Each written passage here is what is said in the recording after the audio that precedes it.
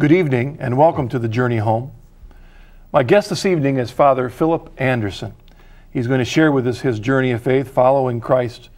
And this is one of those programs tonight where there's so much we could talk about that we would need about 5 shows, because not only would Father Anderson talk about his journey of faith, but he can talk about a special program at Kansas, University of Kansas, right? Yes. That influenced not only Father Anderson, but so many under Dr. Senior, and we'll talk a little bit about that tonight.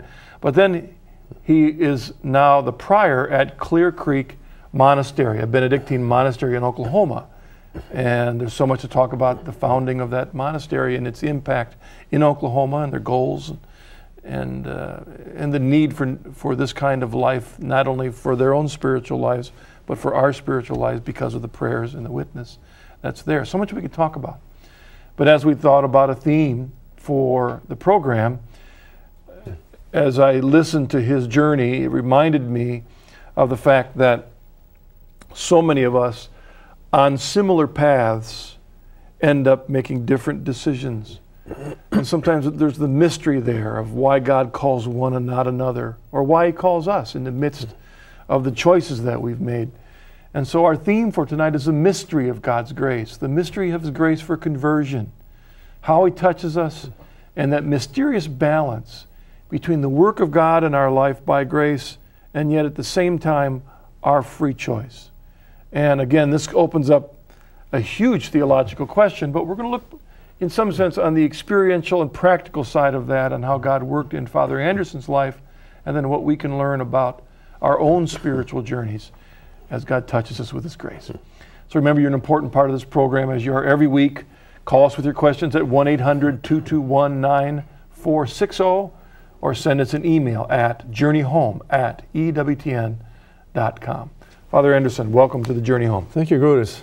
I've been looking forward to this time on the program. In fact, you happened to be here, so it made a good opportunity to have you on the program. Well, I want to first of all make a couple of remarks. Thank you, Marcus, for inviting me to this. I much admire your program. Monks don't watch television very much, but I've heard a lot about this. And I find it's a wonderful thing to support people who, in their sincere religious quest, become Catholics and need that kind of support, mutual support. And so I really appreciate all this. I also would like to remark that it's a kind of a exceptional thing that a monk be out of his cloister. We really should be back praying in there. I shouldn't be out. I'm a little bit like Chaucer's monk in the Canterbury Tales, who was kind of out in the world and liking it, and it wasn't worth an oyster. The monk out of his cloister isn't really worth an oyster, is sort of the sense of the passage.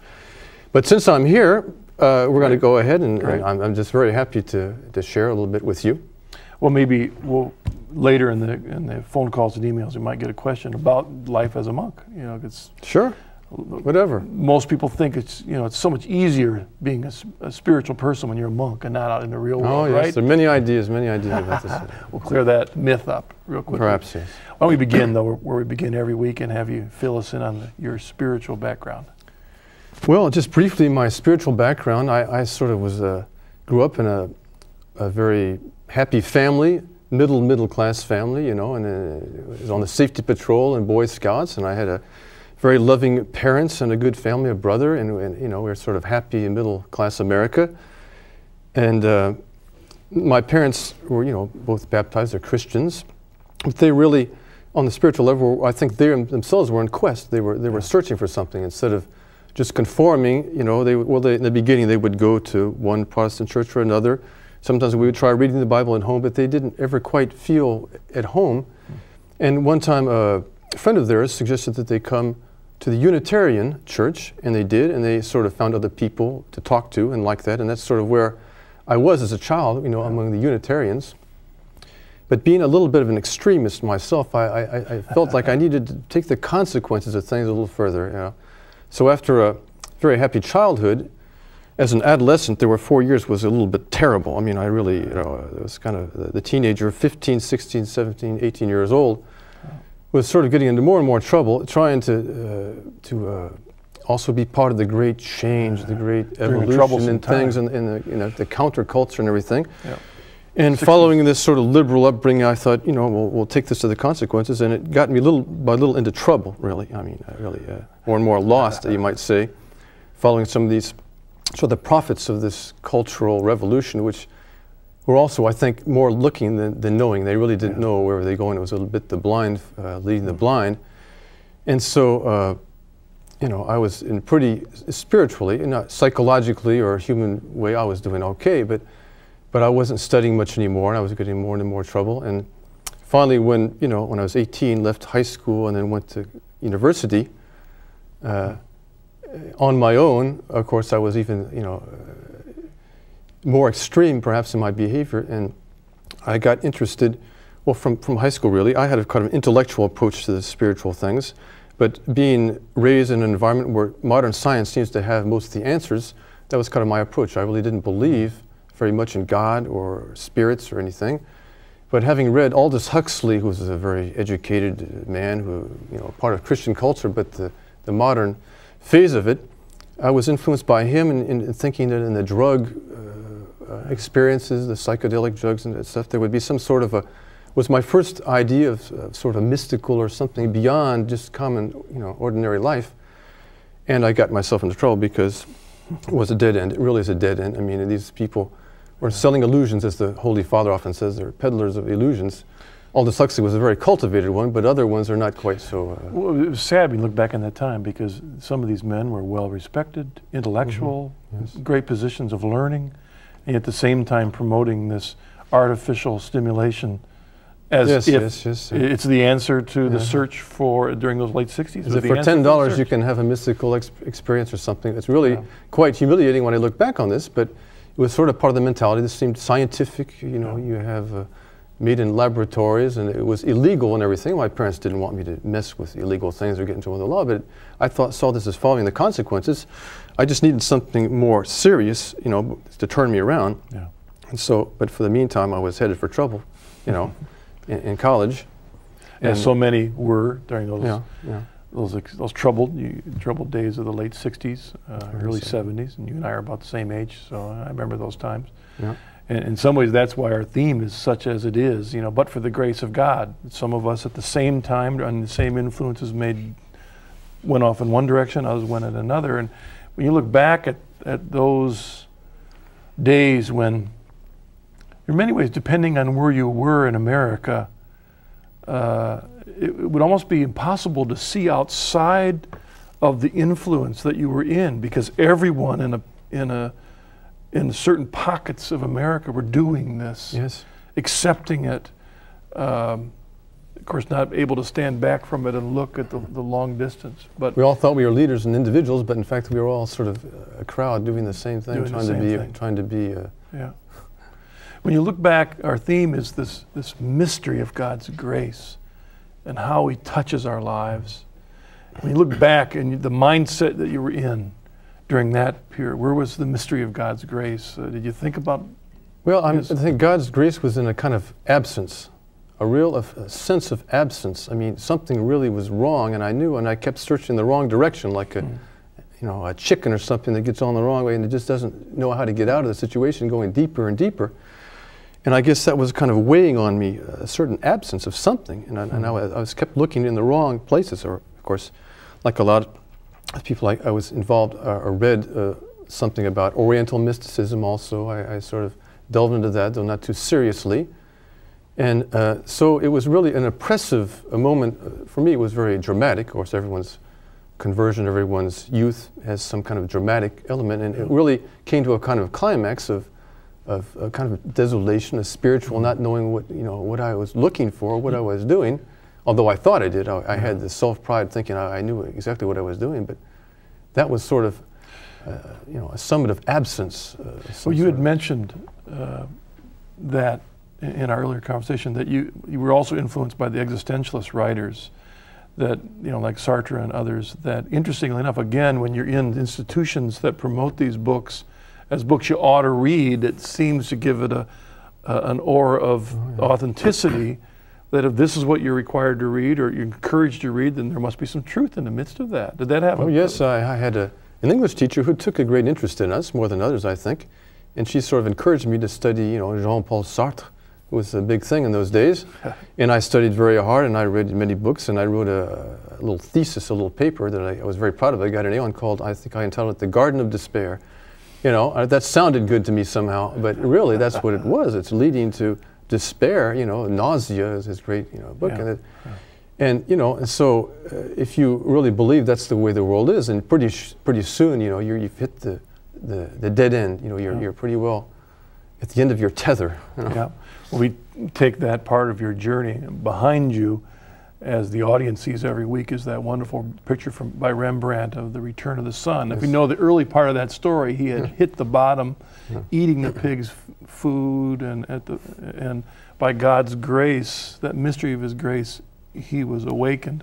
Let's talk about that work in your own life. What was it that opened your heart to come to Christ and to His church? Well, you know, in this period of you know, distress, spiritual distress, and yet sort of self-pride that kept me going. I really didn't think I was in distress exactly. I was part of a program of studies that happened to be, you know, manned by some remarkable professors who didn't teach Catholicism in class or anything, but their way was so impressed us so much that many of us asked, you know, outside class, well, what do you think about it? And they directed us towards, you know, Catholicism, Christianity, and then Catholicism, and that, you know, they were so impressive as professors that really caught my attention. I mean, they were so unswerving and so courageous in a time when most professors were a little bit nervous with the campus revolution and all that was going on. They just didn't worry about students. They weren't afraid of us. And little by little, different things happened to me. And I remember one time walking up on the campus, and it was in the rain, a terrible one of these Kansas days, a drizzling cold rain. And somehow, after I'd met some young people that were in this program, and I was very sort of thinking about things, all of a sudden I got the idea, well, maybe I should pray, because they had talked, they said, you should, you know, learn to pray. And I didn't know any prayers except the Our Father. And I started just interiorly to pray this, and then all of a sudden it was as if the whole landscape was transformed. It was like a paradise. It was like this little rain coming down. It was just a gentle rain, and somebody was walking a dog, and just so marvelous, some sort of a sensible, Catholics, we call this a sensible grace, a sort of a feeling, which is not the thing in which religion consists, but sometimes God will use this to get you on the right track. And so that was a big moment. Now, what was that? Did it actually change, or was it an outlook change? No, I don't know how to explain this. Okay. I just felt like the world was transformed. I knew something had happened inside me that was very important, and that people may not believe me, or I could try to explain this. I didn't talk to too many people about that really, but I knew that this was authentic. You know, having experienced all sorts of false spiritual ways, all of a sudden I knew this is something authentic. But then during this summer, after my first year at the university, I had another year in the same program to do. We were given as an assignment in this, to read the Confessions of St. Augustine. And it was while I was reading the first chapters of that book that I said, no, I'm going to go to instruction in the Catholic Church. I've got to do this. There was no doubt in my mind, at that point, that I needed to. The first part of the book got your attention on that. It was the first few pages, really. I didn't even read the whole book. It's very difficult. The last chapters are very, very deep, philosophical. But just the tone of the whole thing, there's a greatness about it that just really struck me. Well, I imagine your training in RCIA, at the time wasn't RCIA, I don't think, or was it? But your training for the church was probably quite a bit different than the spiritual upbringing you had had. Were there any areas you had to particularly work through or struggle with doctrinally as you were looking at the church? No, I had a lot of help from those professors. There was an Irish priest that was at the parish near the campus. Right. It was just a wonderful thing. I remember I was kind of hesitant, though. I went and knocked on the door, and there he was, in clerical garb, welcomed me in, had me sit down as if there were no one else in the world, talked to me, said, well, you can go to this class. There's other students, come next Wednesday. And then he just got everything moving, and everything went pretty well. As far as that goes, I didn't have any, I was convinced already at this point. I had thought a lot about things, but I was convinced at this point, and I was ready to accept the teaching. And there were actually a fair number of converts out of that program. There were quite a few. I think they count hundreds, really, all in all, finally, over several years. But still, a lot of the people that were going to these classes of instruction, as they used to say. And that was very stimulating, Here's a kind of a radical thing we can do, which is in the other direction, Well, talk about a radical thing. I mean, just becoming a Catholic doesn't mean you now wear a black hooded robe. How did that come to your calling in life to head toward the monastic life? Well, I suppose once I was so glad to have found this, this home, come home and find my own culture, and get out of these back ways, these lost alleys, that I thought, well, I've got to do something now. I'd like to really do this as much as I can. I'd like to capitalize, or you might say, that's American talk, capital. I want to, make as much of this grace as I can. Yeah. But then I hesitated, and I said to myself, well, no, I'm a convert. This would be too much for me. I'd better just get married. I'd better just, But then, there was just a providential thing. I had joined the Marine Corps, and I was thinking, I was dating a young woman. I was thinking along the lines of marriage. And someone said to me, well, once you get out of the Marine Corps, you could still be a monk. I thought, and all of a sudden it just sort of hit me. I've got to do this. I somehow, it wasn't the person. It was just I realized, thinking about this, and I'm kidding myself. I could really do this, with God's help, and I've got to do this. And so I, pursued this until I got to the monastery. It was very difficult to leave your, native land, your native tongue. How long were you over in I was in France for about 24 years altogether. Finally, we always hoped to come back to America and found a monastery. We didn't really think of, but we knew we had to accept God's will. We had to enter this monastery, and if there were no foundation, there's no foundation. We were ready to stay for the rest of our lives. We had to make that abandonment, that act of abandonment. And so we did, but somehow something urged me on. I just really felt, and I'm very happy I did now. There were difficult moments, but I'm very happy I did that. And now you're in Oklahoma. And how long has Clear Creek been there? We've been there for 2 years now. The time has gone by very quickly. We've been there for a little over 2 years, really getting settled in. Building a monastery little by little, temporary quarters, and then we need to build a big monastery, or at least have a church. You're still in the building part of the program. Well, we're preparing. We hope to build. With St. Joseph's help, we're praying to him a lot and trying to find the means. But that's part of the adventure. Things aren't just given to you. You have to work, and you have to pray and struggle and try to obtain these things. Well, let's talk about that mystery of God's grace. Then we've seen, just a kind of seen the mountaintops of your spiritual journey. Looking back, then, now as a Catholic and a religious, talk to us about the mystery of grace. It's a big topic, but as you look back on your own life, help us understand this working of God's grace in your own life. Well, there you really do hit a big, this is such one of the biggest theological topics. You could talk about this for years, but, it's true that if you've been touched by grace, you should be able to say something about it. It's something, it would be ridiculous to pretend to exhaust the subject and to explain away, grace. But when we keep talking about mystery, it's not a cop-out. It's not trying to just, not talk about it. But it really is difficult, and so you have to realize that, of course. But I can just see now how, I was kind of, as we say in French, englobé. I was kind of, part of a plan that was just so much bigger than I was.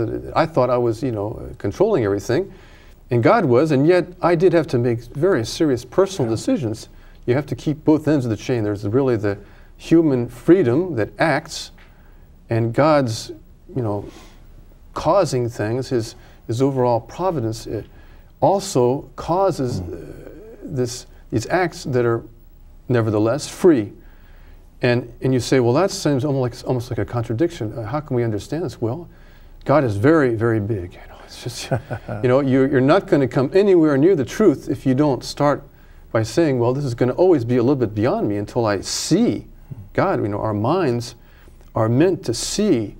The faith is a kind of violence done to us. It's a great thing. It makes us desire to see God and to understand these things, and it's a wonderful thing. Theology, it stimulates you, but it never gives you that last clue, that last piece of the formula, the algebra to solve the equation, only when you really see God, and that's the way it has to be. We don't want a kind of an advanced vision of things. It has to be that. And so you know, I think you have to say, well, it's such a big mystery. That's why it's hard for us to understand how God can cause this, and yet we also cause. Sometimes it's maybe easier to approach the mystery by giving real life examples. And if you look back on your own journey, can you think of an example in your own life that to you illustrates the both and of God's freely given I remember, mystery? You know, I had a lot of struggle about this. Of course, my family and others were very distraught. They thought this was just another one of my, you know, interests. And I didn't have anyone really helping me right around my neighborhood or my family with the Catholic. You know, they were very worried that I was going toward in the deep end of something very wrong. And so I needed some sort of success, you know. And I had applied for a job during the summer, a good job. My father was able to give me a fairly good job, a well-paying job on a construction crew or a gas company crew. And I finally said, well, I've got to pray about this. I really got to do something. And I knelt down, I prayed, and at the very instant, at a time of the day when I didn't expect anything, the phone call came and said, you've got the job. And I thought, well, you know, it's just, I think often when people are converts, they get these kind of sort of remarkable coincidences that show somehow that the hand of God is there. And yet I was struggling. It wasn't like God was just lifting me, carrying me along and working everything out. I was really having to struggle a lot.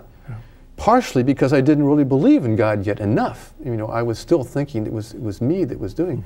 Someone like Saint Therese of Lisieux, you know, exemplifies the kind of person that is understood to a very great degree how much God is controlling everything and doesn't try to direct God. You know, whereas a lot of times we're still trying with our prayers to direct God's action, and He sort of smiles at us and, you know, helps us along and lets us think that we're controlling all this, whereas He's in control, you know, and that's when you can finally accept that and believe it, then you're like the prodigal son, and all of a sudden you say, well, now I'm home.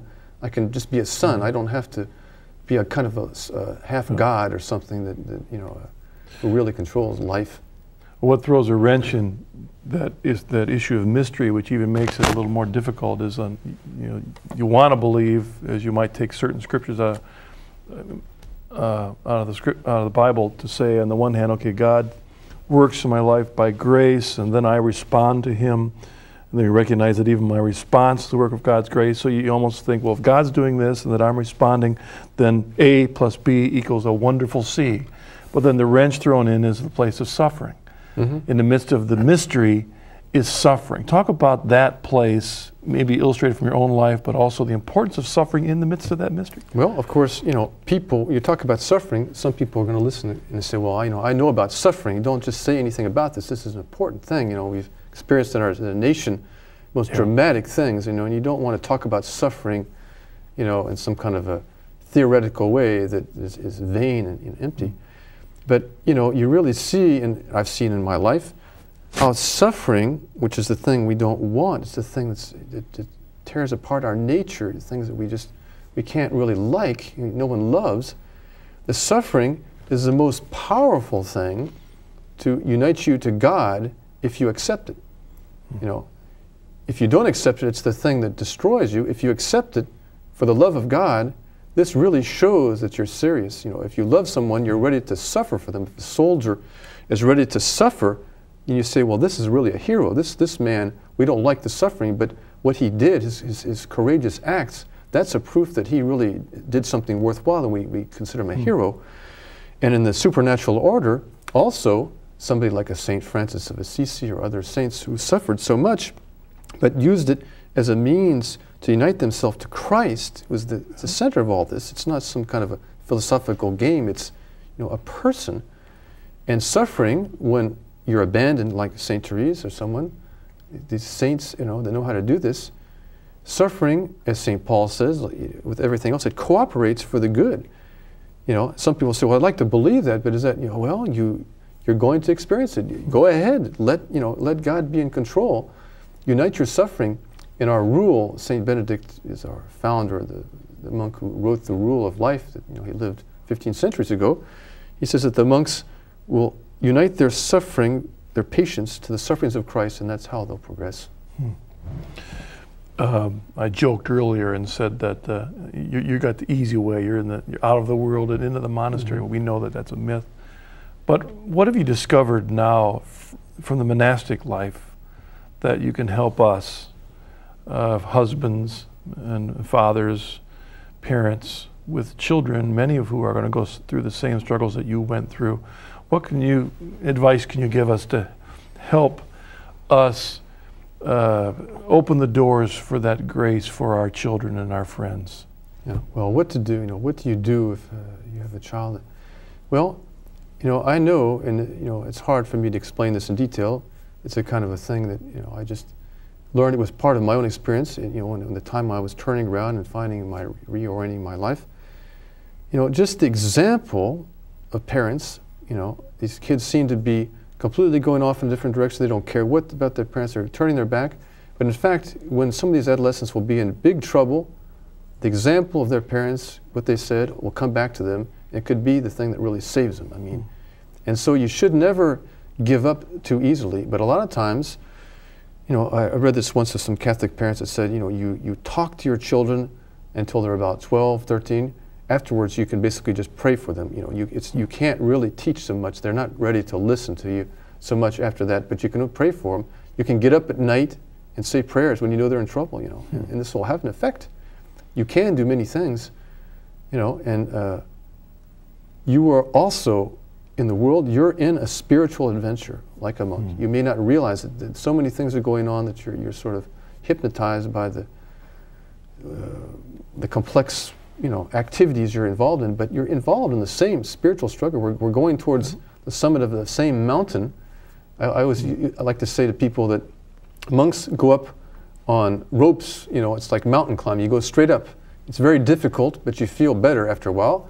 Married people in the family life, it's sort of like one of the roads that go up slowly for cars. They loop, they're not too difficult, but then it gets tiring after a while because it's always back and forth and back and forth. You don't get up as fast. You get car sick too going back and forth like that. And so finally, but we're all headed towards the same. Christ called everybody to the same perfection. He didn't talk about religious perfection and another perfection. He said, "Be ye therefore perfect as your heavenly Father is perfect." It's the highest ideal that any religion or any thinker or anyone ever proposed. It's much higher. It's infinitely higher. And that's what married people are called to. And so they'll have to face the cross. We all have to go through this cross, and once we know how to take it, it is the means of augmenting the love, which is finally the greatest reality. And you had mentioned earlier, a couple minutes ago, about the important place of that act of abandonment, that act of surrender, that, if there's any one response that we are in our will to respond to this gift of God's grace, it is that act of surrender, isn't it? That opens up the gates. Sounds bad, though. Surrender sounds kind of bad. We want to vanquish. We want to. Well, you can in earthly things, but with God, you can only. He's just bigger than we are. You just cannot vanquish God. Yeah. Jacob wrestled with the angel, but he won somehow. He got the name, but. But I love that phrase in John 15, when the vine and the branches, and he makes a comment, "Apart from me, you can do nothing." Yeah. I mean, there's so much in that phrase that it isn't a surrender to nothing. It's a surrender to his grace that enables us to do all that he would want us to do. It's not the surrender to just a human teacher or somebody. No one else could say this, but he's both fully human and fully divine. And so there's nothing shameful at all about surrendering to this, tremendous love. It's the greatest nobility. It's the greatest force. It's the strongest men are the ones that know how to surrender to the right, reality. Well, thank you, Father. We'll take a break. Please join us in a moment with your questions for Father Anderson on his talking about the mystery of God's grace in our lives. See you in a bit.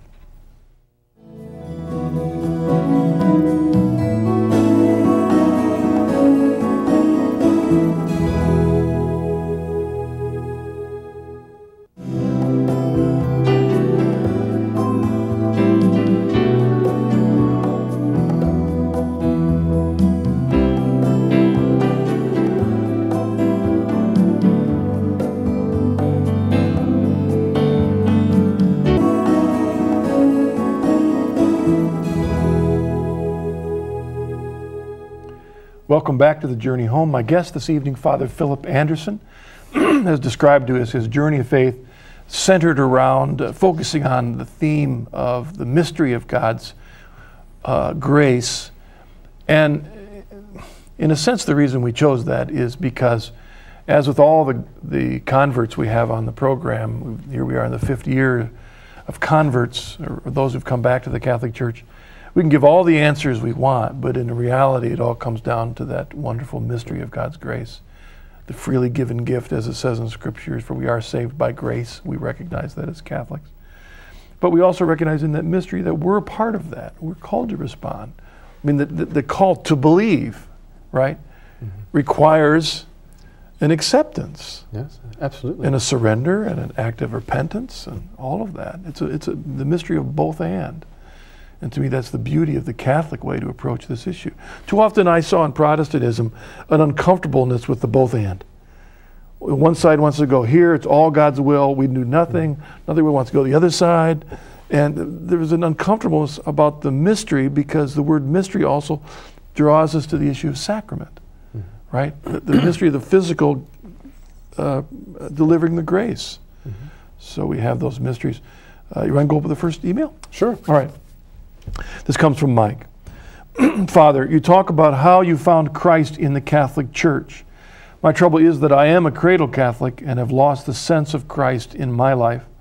I've not been attending Mass hardly at all in the last 10 years and feel abandoned by God. My prayers for a wife have been ignored. My situation is perhaps a bit more difficult than an atheist because I truly believe in Christ, yet I often feel that He's left me alone and won't answer any of my prayers. I don't know how to pull myself out of this trench. Can you offer any suggestions? Mike, thank you very much for your email. Mike. Well, Mike, I'd say, there's a lot in there. God hasn't been taking care of you, but I can just tell by the very question that God is taking care of you very intensely right now, and this is what God does to people. He's calling to a much higher level of understanding of things. He really makes you become aware of how much trouble you're in, how little you can do by yourself, and He's asking you to believe that if you let Him take care of things, He's made a lot of wives, and God creates wives, creates everything. He can handle that, but you have to let Him decide how, when, where, and He'll do it the best possible way. He'll do everything, but He's asking you to make that act of abandonment, to say, well, your will be done. Christ, agony in the garden, it's a little bit of an agony in your question, but Christ went through the agony in the Garden of Olives, and that's such a great moment. This is when you're really getting into the pith of things. Human life isn't to succeed and to live happily here at Lourdes. The Blessed Virgin said to Bernadette, I didn't come to make you happy on earth, but in heaven. This is a time of testing. This is your time as a soldier in the spiritual sense. To do things that you'll be happy about for eternity. And so there's nothing wrong with this. It may seem, when we or people watch too much the media and they have too much an idea of the earthly success and happiness, by contrast, their existence seems something wrong. Yeah. But if you pray more and you read more and you concentrate on more serious things, you realize that this is just the normal aspect of our struggle for a few years. In fact, you mentioned the media, and sadly, like that parable of the 4 soils, there's the one soil that first received it with great joy, but there was no root, and it was quickly torn apart by the weeds, I think. And in the media, we're often shown different traditions that make the Christian life look like that if you're with God, your life's a blessing. If you're with God, you shouldn't be healthy. If you're with, you should be healthy. If you're with God, your life should have great material blessings. And so it implies that if you go through a time without joy, without happiness, or a dry period, where's God? There's something wrong with my faith. And in reality, didn't his description fit very closely with John of the Cross's description of the dark night of the soul, in a sense? Well, that has something to do with it. There's the dark night of senses. He's talking about just when you want to become a pious person, you stop you know, drinking to excess, you stop all sorts of things that keep you from praying or whatever. But then there comes later on in a more mature way in human life a kind of darkness of the situation you're in, where it's a sort of your whole existence somehow is in a kind of agony. And this is the moment of the greatest things. I mean, he was a prisoner in a prison in a dark kind of a cubby hole for months and months. And later on, this was the moment of his life when he had the inspiration of his greatest inspirations.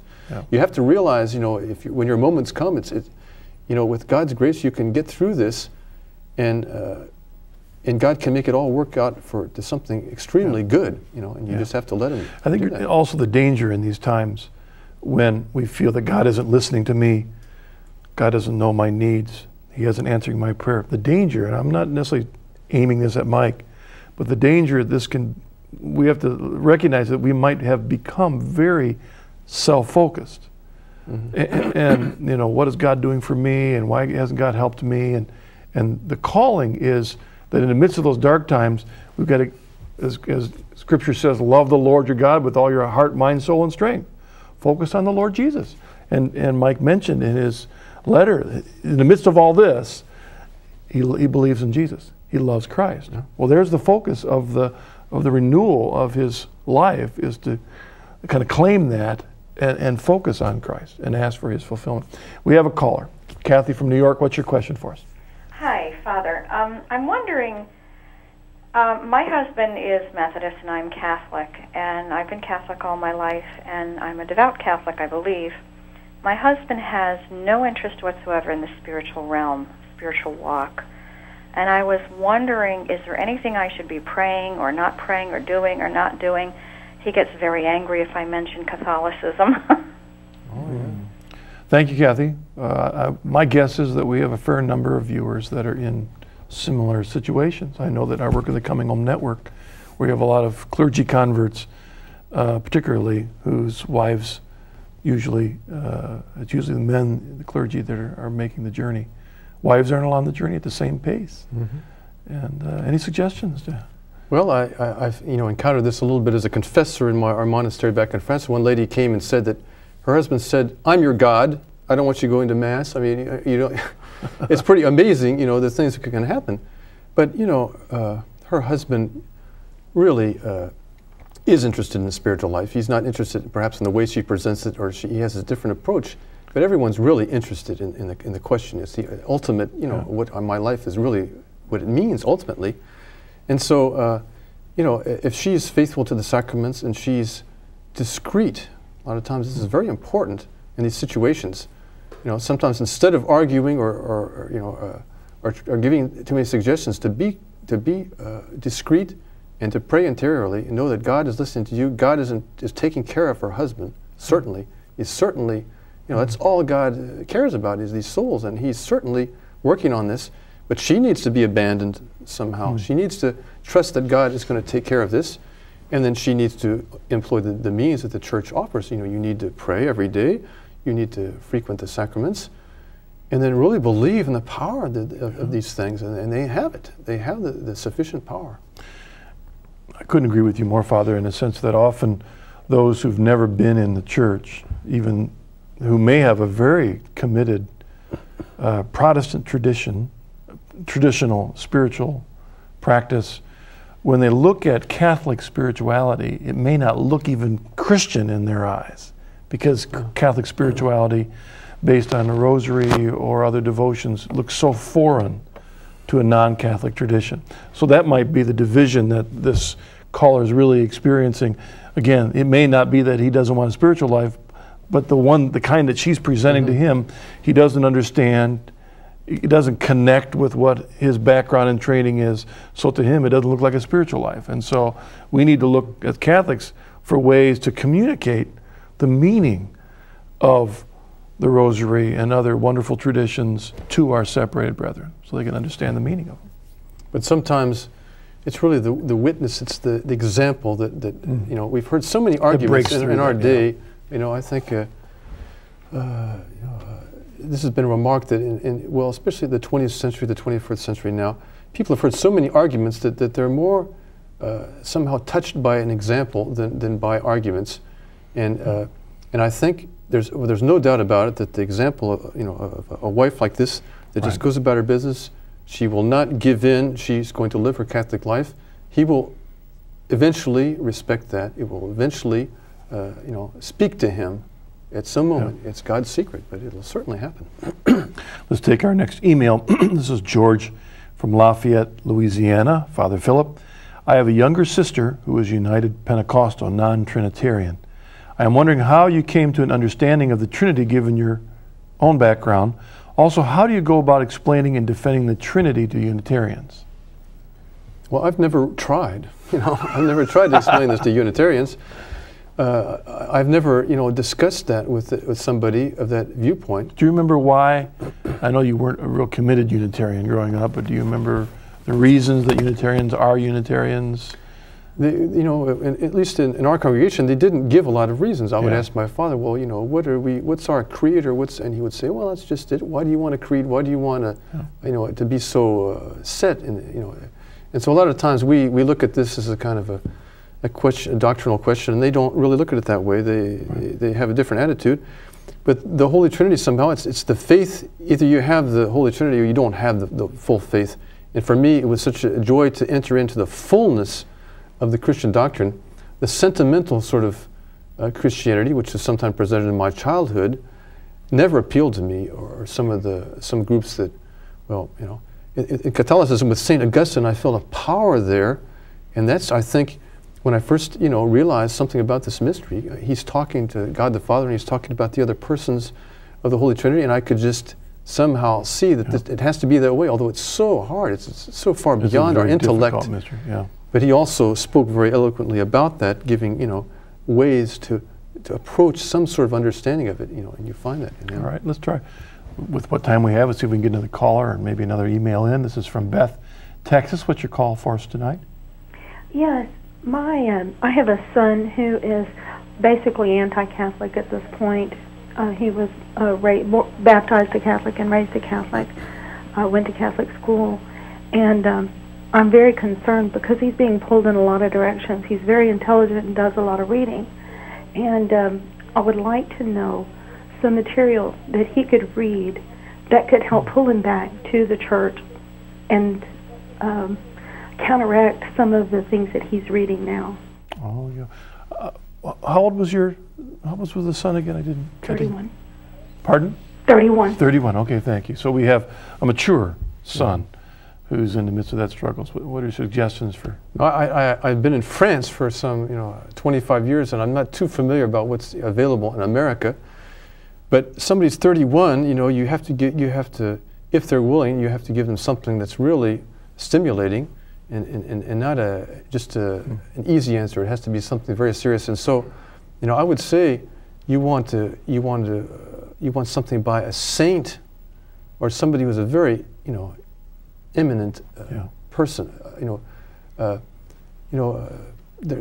G.K. Chesterton is someone who's very a lovable personage, and sometimes his books are a little bit confusing, but that can be something that will help somebody back to, but each person is an individual. She's a mother. Only she can really decide the particular work. She's the only one that can do this. I don't know her son. I can't give him a particular book. That's the hard thing, is always connecting a book to a person, because there is no silver bullet when it comes to a book that will work with everyone. But one of the things that comes to my mind when I think about those of that age who are looking, if they're willing to read a book, is that often the biographies, like the Surprised by Truth stories and other books like that, or maybe a book like, well, of course, you've got the Hans conversion story, or Born Fundamentalist, Born Again Christian. Those are all open, but particularly from the standpoint of this person who went through the struggles that you're going through and maybe is not even believing in God, that some of the Surprised by Truth stories in that collection of stories are of journeys like yours, Father. But at 30, he's sort of on his own, and it probably God is going to have to find the book for him. He's probably going to have to put it, in front of him. And his mother can do an awful lot by just praying and being discreet and being, very intensely, concerned of his salvation. But still, trusting that God is going to do this, and not, you know, praying to God and then somehow worrying that He won't do it. Yeah. You've got to, you know. Well, your own journey pointed to the fact that prayer is probably the most important thing, because God can use any book. He can even use Sartre to awaken a person to the despair in their life. You know, God can use all kinds of things. That's what we're talking about, the mystery of God's grace, to use anything in some sense to awaken us to either the emptiness in our life or to the fullness in someone else's that we want. And so prayer is the main tool to awaken that grace. Let's see if we can get this next email in. This comes John from Redondo Beach. Dear Father, was there a defining moment in your life when you felt the call to become a Benedictine monk? Can you take some time to elaborate on that specific call? In general, how may a person discern that they have a true calling to the religious life? Over the last few years, my interests in things of this world, job, hobbies, general interests, have been superseded by a strong desire to constantly pray the rosary, the chaplet of divine mercy, attend Eucharistic adoration, read religious books, contemplate God, etc. So John's wondering, is this a sign of some sort of a calling, or how does one? There's certainly a sign there. I sort of described a little earlier a kind of dramatic moment for me when all of a sudden I realized that I had to take this harder way. There was already a group of friends of mine going over to a monastery. It wasn't as if I just decided to become a Benedictine monk and then chose a monastery out of the blue. There was already something in my life, a path. There were already people going. There was something where I could go. I already had an idea of where I might go and do this.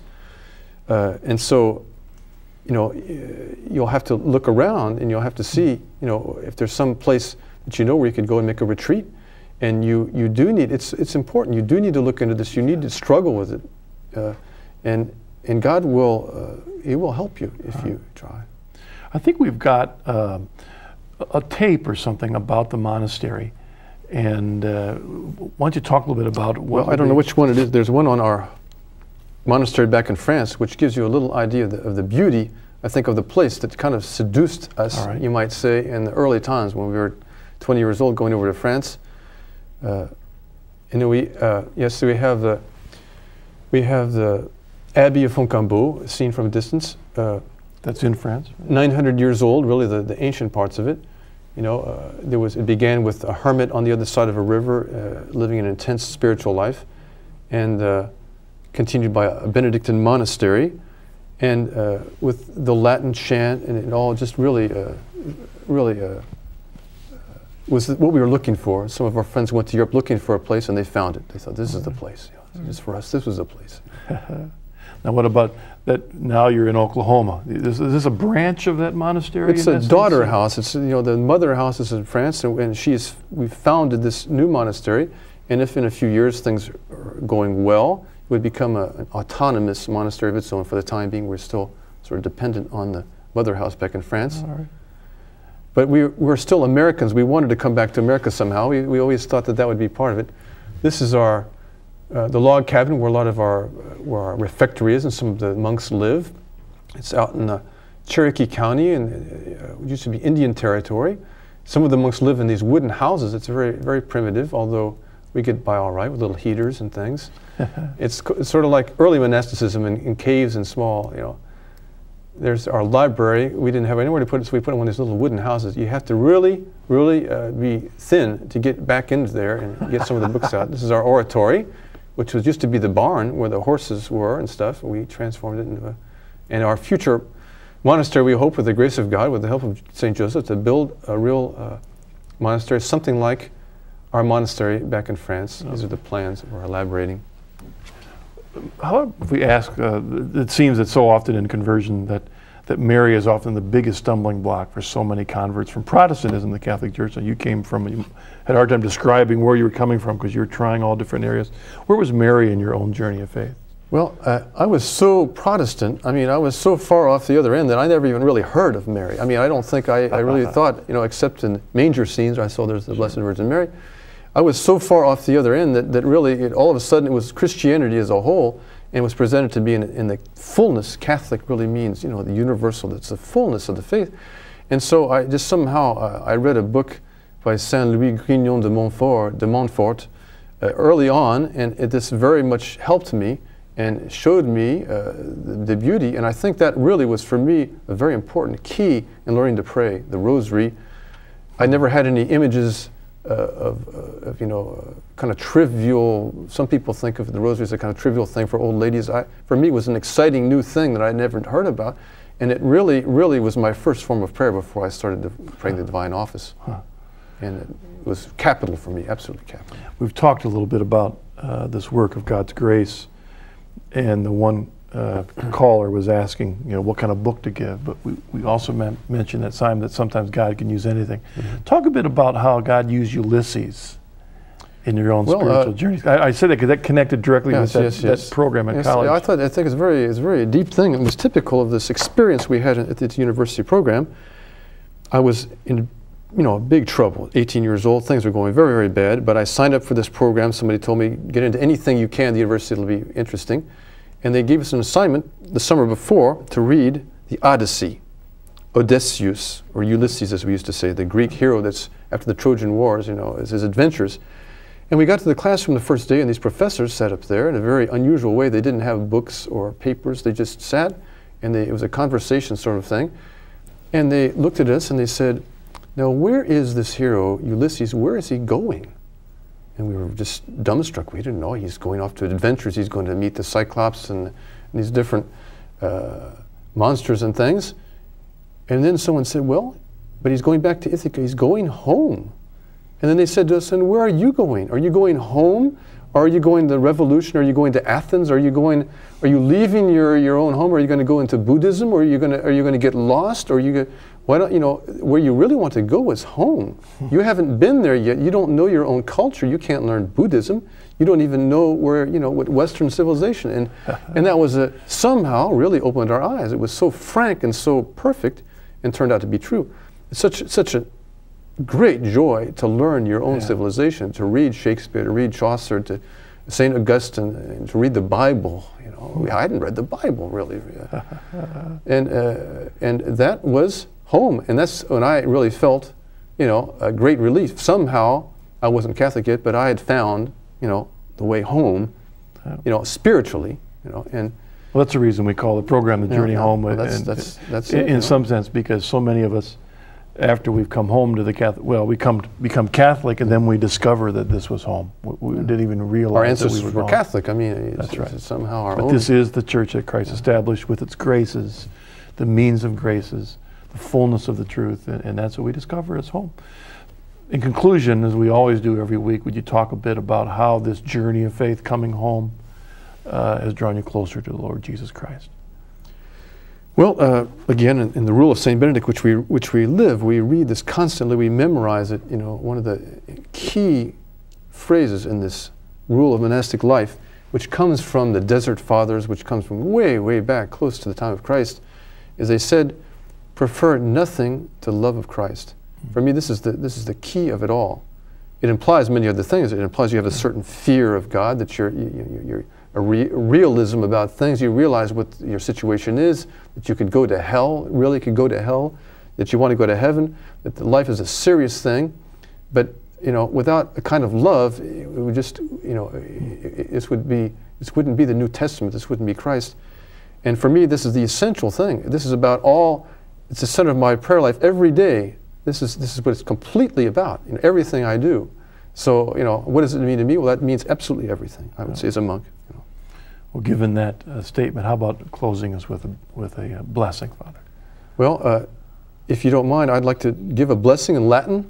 Okay. It's a liturgical blessing. I'm not used to improvising, and I think for you it would be a little special. Benedictio Dei Omnipotentis, Patris et Filii et Spiritus Sancti, descendet super vos et maneat semper. Amen. Father, thank you very much for joining us. Thank you for your witness.